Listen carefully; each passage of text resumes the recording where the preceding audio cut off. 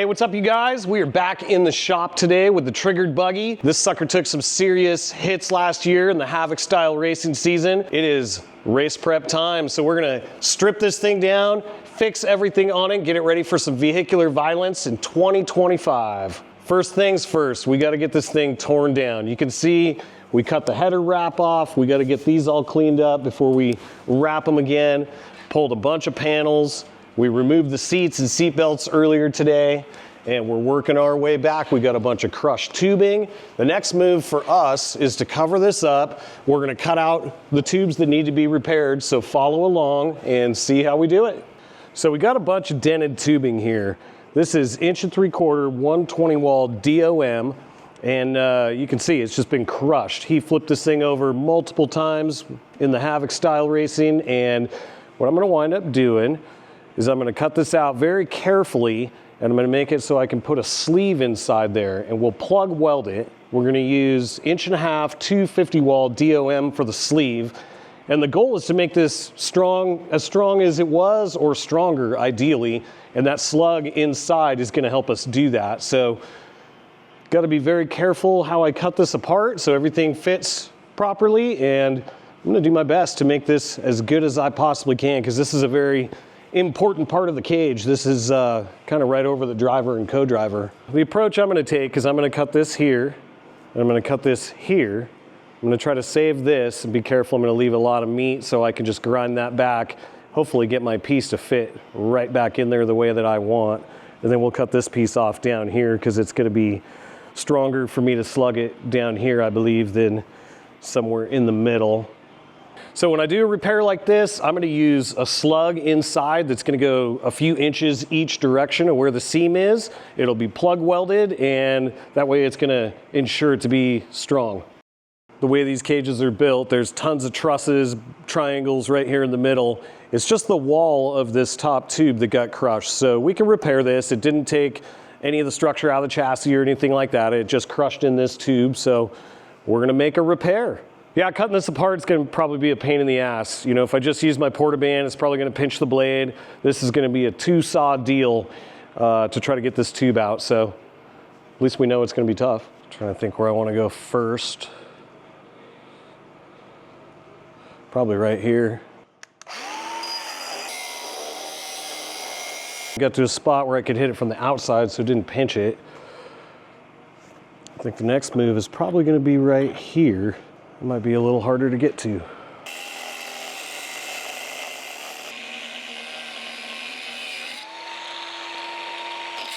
I'm gonna leave a bunch of meat on there so I can try to carve it out really nice and get it legit for that next piece to fit right in there perfectly.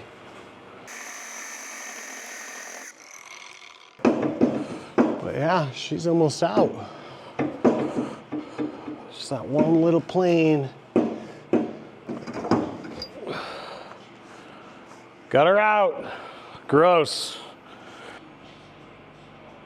So you see, you can't just put a piece in here and expect the slugs to go in. So I have a couple tricks we're gonna try today, and we gotta get this all cleaned up first, but hopefully we can nail this. We don't want any angles. I want good welds and get this repaired as nice as possible. I love my little belt sander here. This sucker is 4 horsepower and it'll rip skin right off of you. So gotta be very careful with this thing, but it's a very handy tool to have.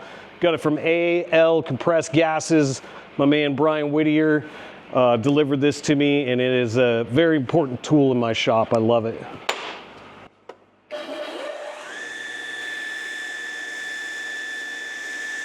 I put a little chamfer on there so when we get these pounded into those tubes as slugs, they just don't bind up. They're gonna work with us a little easier that way, hopefully, because we're gonna have to pound them either way. Check it out, you guys. Time for the fun part. I like to use some type of a fast cut grinding wheel to do the rough stuff. And then these are awesome. These actually have a rounded edge on them. So you can actually get in and really carve some metal out. And it's really good for doing corners, and I do a ton of handrails and stuff like that. So makes it very nice to clean stuff up. So like I was saying earlier, I left a lot of meat on this. So the wall of this pipe is still there, and I'm just gonna grind carefully and try to get this prepped good so we can get another good weld on it as it goes back together. Got a lot of grinding left to do. It's actually working out pretty damn good. I'm just trying to go very carefully so I can get this piece out and keep the sizing good. We can polish it out really nice and get another good weld on it when we put it back together.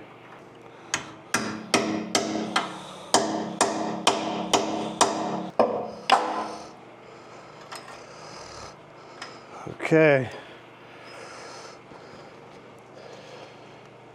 So now I can get in there with that corner grinder, get this thing cleaned up, and I'll even get in with a die grinder and get this back to round. Check it out. You can see what was messed up on here before. We cut everything out. And I told you we had a cool little plan for this. And the way it's going to work is I have the slug here. I cut this little keyway. So this will go all the way in here.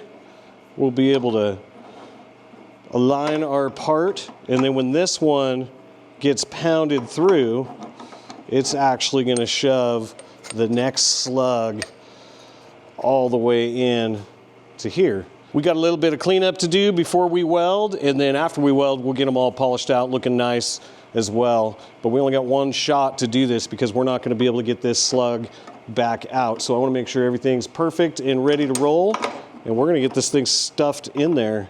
Hopefully this is going to go as planned.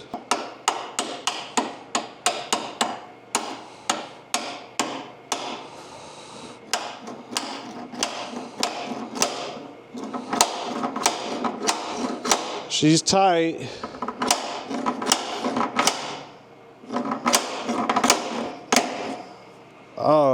We're in. That went pretty good. Now we got some welding and some cleanup to do, and this piece will be done. You happy? I am. I think it went great. I think I should spend 10 minutes welding it. Chop this off, polish this out, call this piece done.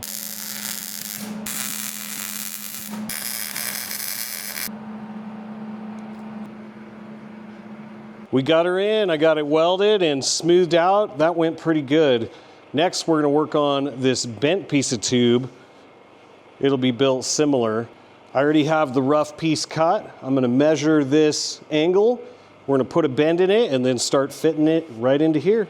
I'm just looking at where the center of the bend is going to be, just getting an idea. What I'm going to do is make this piece long and then fit it up in here.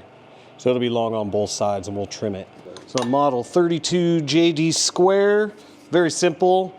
And I've had a few of them over the years. This is the newer one. It's a little thicker. You could do up to 2.5 inch tube, I believe. And it's a great bender, great chassis bender. Like I said, we're gonna go a little long, trim to fit, be just easier for me to do since we have to slug it and we're trying to do a repair. Yeah, there's some spring back that you gotta account for. On this bender with this die, I usually go like 3 degrees spring back on 3 to 4 degrees, I believe, on the 1 3/4 DOM. So just gotta make sure all your pins are in. We're not going very far, right? Not very far at all. So I'm gonna try to eyeball it, which you can do pretty good on this machine. We're gonna get it close, so we're gonna go a couple degrees more.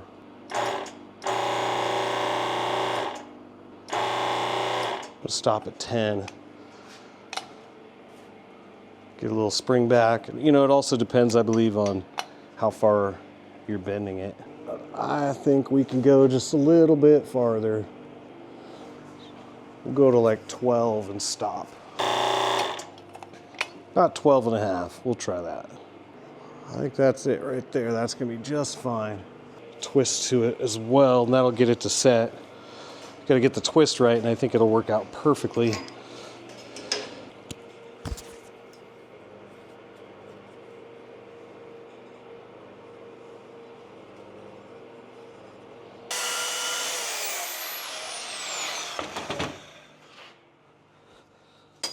All right, come back here. I got to bust you.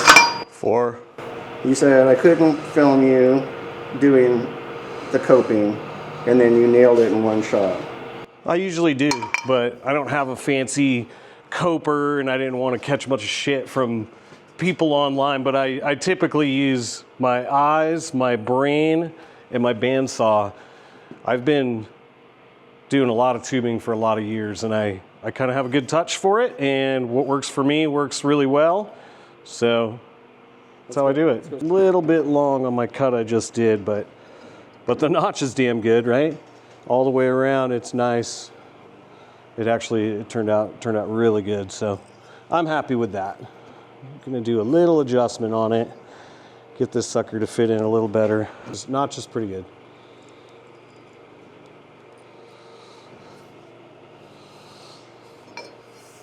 I just cut it a little bit long, and I'm trying to get the twist there, so I'm just gonna polish this edge just a little bit. It'll twist and fit in here a lot better. All right, guys, kind of same as last time. I'm gonna get this sucker put back together.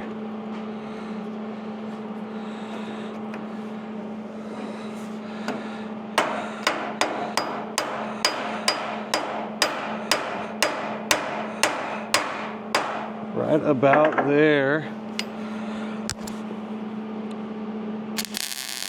If you like these videos of the Havoc rigs, tune in next time. We got a lot more to show you.